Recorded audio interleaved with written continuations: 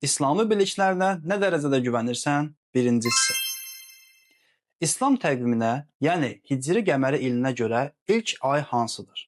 Məhərrəm yoxsa Ramazan? Doğru cavab Məhərrəm. İkinci sual. Qurani-Kərimin ən uzun surəsi hansıdır? Bəqərə surəsi yoxsa Ali İmran surəsi? Doğru cavab Bəqərə surəsi. Bəqərə surəsi 286 ayədən ibarətdir.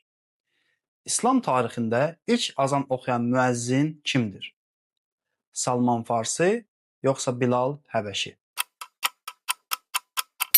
Doğru cavab Bilal Həbəşi. O Peyğəmbərimizin ən sadiq səhabələrindən biri idi. Zülfüqar qılıncı kimə məxsusdur? Həzrəti İmam Əli əleyhissalam yoxsa Həzrəti Həmzə əleyhissalam?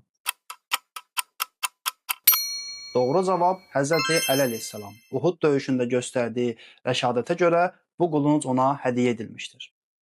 Şiə məzhəbində fiqhi məsələlərin əksəriyyəti hansı imamın dövründə sistemləşdirilib və yayılmışdır? İmam Səccad əleyhissalam, İmam Sadiq əleyhissalam.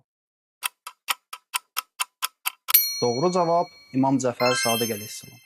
Məhz buna görə də məzhəbimiz Cəfəri məzhəbi adlanır. Verdiyimiz 5 sualdan hansılarını doğru tapdınızsa, şərhlərdə qeyd edin.